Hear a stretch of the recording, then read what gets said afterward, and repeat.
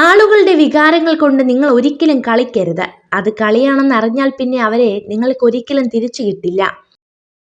നിങ്ങളുടെ ജീവിതത്തിൽ എന്ത് തന്നെ സംഭവിച്ചാലും നിങ്ങൾക്ക് തന്നെ മുൻഗണന നൽകുക. ഈ ലോകത്തിൽ ചുറ്റുമുള്ളവരെ ഒരുപാട് ആശ്രയിക്കരുത്.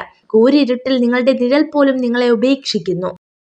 വെറും താൽക്കാലികമായ വികാരത്തിന്റെ അടിസ്ഥാനത്തിൽ ഒരിക്കലും സ്ഥിരമായ തീരുമാനങ്ങൾ എടുക്കരുത്.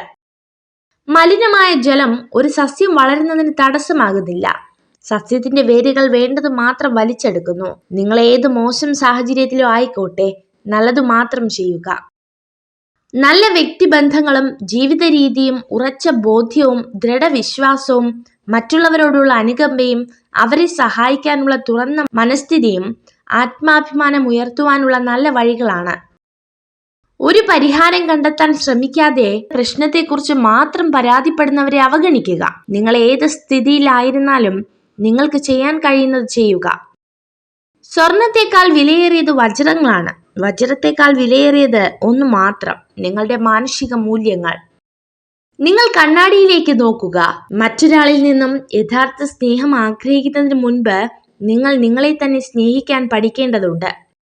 സ്ഥിരത എന്ന ഗുണം പോലെ വിജയത്തിന് ആത്യന്താപേക്ഷികമായ മറ്റൊന്നില്ല. സ്ഥിരതയോടുള്ള പ്രവർത്തനം പ്രകൃതി നിയമങ്ങളെ പോലും മറികടക്കും.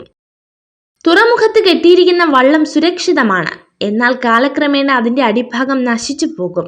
സുരക്ഷയല്ല, അവസരങ്ങളെയാണ് നിങ്ങൾ അന്വേഷിക്കേണ്ടത്. ചെറിയ ജീവികളാണ് വലിയ കാര്യങ്ങൾ ചെയ്യുന്നത്. ആരും ദുർബലരല്ല, ശക്തി തിരിച്ചറിയാത്തതാണ് പ്രശ്നം. എല്ലായ്പ്പോഴും മിതത്വമുള്ളവനായിരിക്കുക. നിങ്ങളുടെ ഏറ്റവും വലിയ സന്തോഷം ഒരുപക്ഷെ ഏറ്റവും വലിയ വേദനയ്ക്ക് കാരണമായേക്കാമെന്ന് തിരിച്ചറിയുക.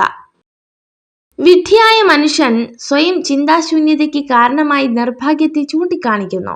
ബുദ്ധിമാൻ അവസരങ്ങളെ തിരഞ്ഞു കണ്ടെത്തുന്നു.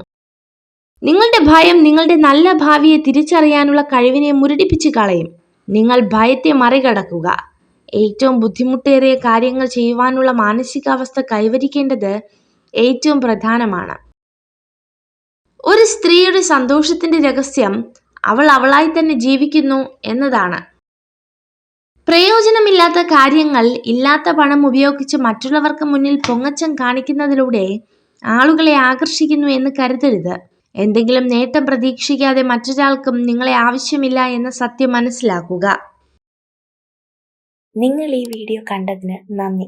ഇതുപോലുള്ള കൂടുതൽ വീഡിയോകൾക്കായി ചാനൽ സബ്സ്ക്രൈബ് ചെയ്യൂ.